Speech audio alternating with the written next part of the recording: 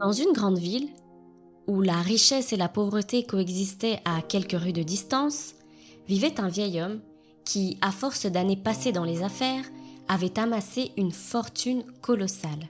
Il était richissime, mais sa vie était marquée par une solitude pesante.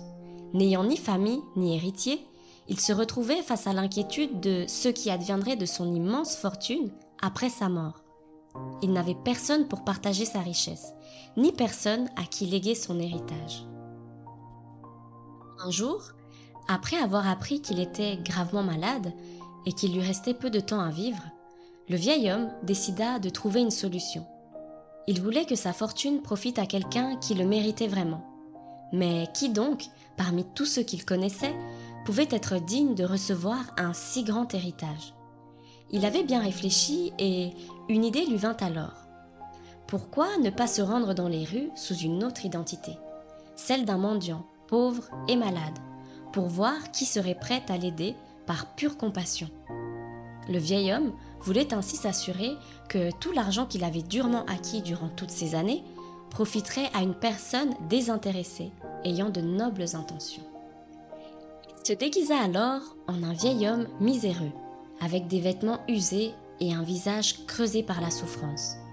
Il se rendit dans la ville voisine où il espérait passer inaperçu. Il s'assit sur un coin de rue, la tête baissée, les bras tendus, attendant la pitié des passants. Mais au lieu d'être accueilli avec la pitié qu'il espérait, il ne reçut que des regards froids et méprisants. Les passants le regardaient à peine. Leurs yeux glissaient sur lui comme sur un obstacle gênant. Quelques-uns détournaient le regard immédiatement, gênés par la vue d'un pauvre homme. D'autres le dévisageaient de haut, comme s'il n'était qu'un détail désagréable de la scène urbaine. Il pouvait entendre des murmures à voix basse, des commentaires désobligeants sur sa situation. Les enfants riaient, certains lançaient des pierres, tandis que d'autres se moquaient ouvertement. Il ne trouvait aucun regard de compassion, rien que du dédain.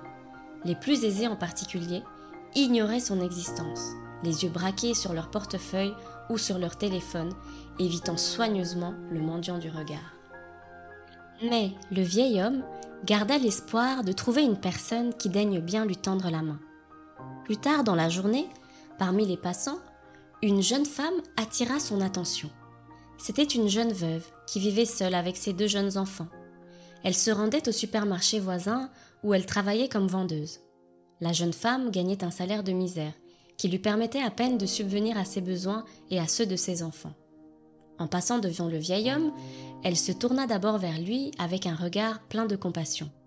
Elle s'arrêta un instant et lui dit « Je suis vraiment désolée de n'avoir rien à vous donner. Si vous êtes encore là après la fermeture du magasin, je pourrais vous prendre quelque chose à manger. Notre chef nous permet parfois d'emporter quelques invendus si nous le désirons. » Le vieil homme hocha simplement la tête pour acquiescer. Il resta donc là, assis, et attendit que la jeune femme eût fini son service. Quelques heures plus tard, il la vit arriver avec un petit sac en plastique qui contenait quelques aliments. La jeune femme avait pour habitude d'emporter les invendus chez elle pour les consommer avec ses enfants, car il arrivait parfois qu'il n'ait rien d'autre à manger.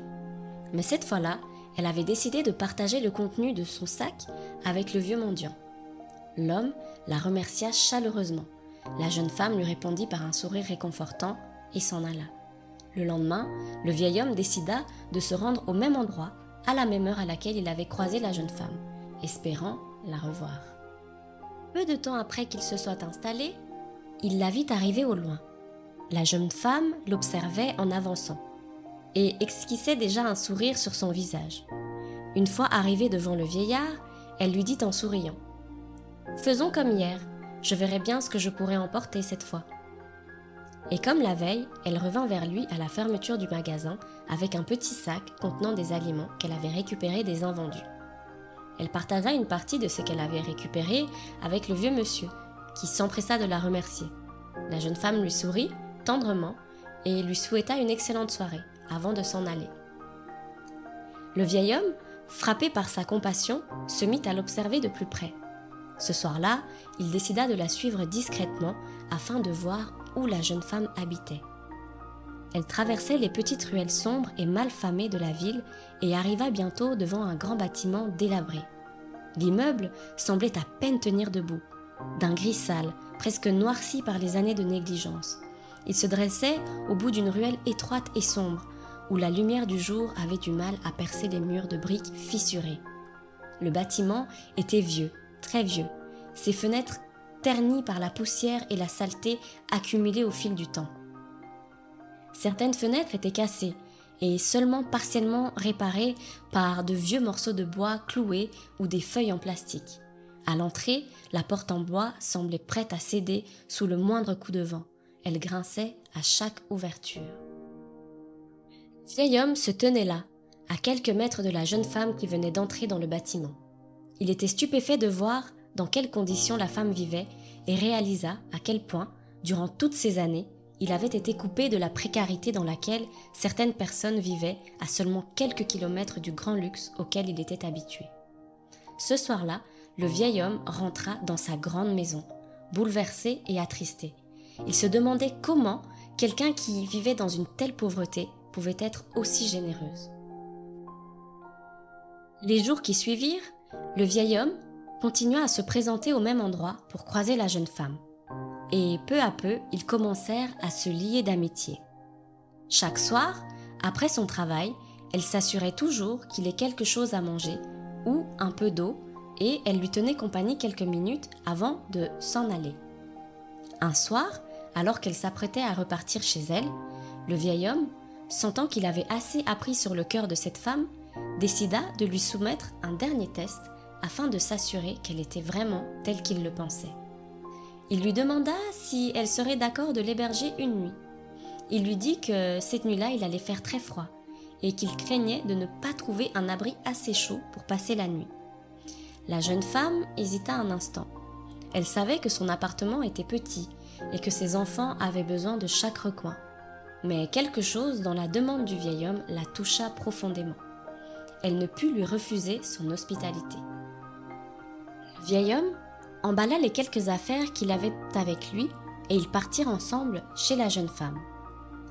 Cette nuit-là, dans ce petit appartement, l'homme fut traité avec une dignité qu'il n'avait pas ressentie depuis des années.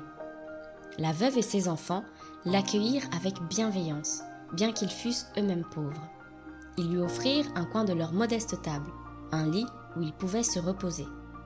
Tout ce qu'il avait pu donner au monde en matière de richesse semblait insignifiant comparé à ce geste pur de générosité. Une fois la nuit tombée, le vieil homme, bien qu'épuisé, ne put dormir. Il était profondément touché par la gentillesse de la jeune femme dans son modeste appartement. Cela faisait des années qu'il n'avait pas été traité avec une bienveillance aussi sincère et désintéressée. Le lendemain matin, le vieil homme se leva de bonne heure. Il attendit que la jeune femme soit également réveillée. Quand elle sortit de sa chambre, prête à se rendre au travail, elle lui demanda s'il souhaitait manger quelque chose. Le vieil homme répondit que non et demanda à la jeune femme de s'asseoir, car il souhaitait lui parler. La femme, un peu inquiète, vint s'asseoir, attendant de savoir ce que le vieil homme avait à lui dire. « Je vous ai observé pendant un moment, et je crois que vous êtes la personne que je cherchais. Je me dois donc de vous dire la vérité. Je ne suis pas le mendiant que vous pensez. En réalité, je suis un homme très riche, et tout ce que j'ai, je voudrais vous le léguer. » La jeune femme, stupéfaite et confuse, le regarda, ne sachant que penser. « Comment cela est-il possible ?» Le vieil homme lui sourit doucement, avec un regard rempli de reconnaissance. « Parce que vous avez semé des graines de bonté, là où d'autres ont semé des pierres. Parce que vous avez arrosé sans jamais rien attendre en retour. Et aujourd'hui, vous méritez d'être récompensé pour votre bonté et votre bienveillance. » Le vieil homme fortuné lui révéla alors la vérité. Il lui parla de sa vie, des maisons, des entreprises et des sommes d'argent colossales qu'il avait accumulées pendant sa vie. Il lui expliqua également que, n'ayant ni femme ni enfant, il souhaitait lui léguer tout cela, non pas comme un simple don, mais comme une récompense pour la générosité qu'elle avait montrée envers un inconnu. La jeune femme, bouleversée et incrédule, resta sans voix un instant. Elle pensait d'abord que le vieil homme se moquait d'elle. mais ce dernier sortit de sa poche un portefeuille duquel il extirpa une carte d'identité. La jeune femme finit par le reconnaître car elle avait déjà entendu parler de lui dans un article de son journal local où figurait un portrait de l'homme en question. Elle fut alors extrêmement troublée. Elle pensa à ses enfants, à l'avenir qu'elle n'avait jamais osé espérer. Ses rêves, autrefois limités par des chaînes invisibles, semblaient soudainement à portée de main. « Je n'ai pas de mots, mais je ne comprends pas. Pourquoi moi ? Je suis juste une simple veuve sans richesse. » Le vieil homme lui prit la main, un sourire tranquille sur les lèvres. « C'est précisément pour cela que vous méritez cette chance. Parce que dans votre pauvreté, vous avez su semer la richesse pour les autres avec une bienveillance et beaucoup de compassion. Vous vivez dans une telle condition, mais cela ne vous a pas empêché de partager le peu que vous aviez avec un vieux mendiant. » L'homme lui pria d'accepter son offre, et la jeune femme finit par céder.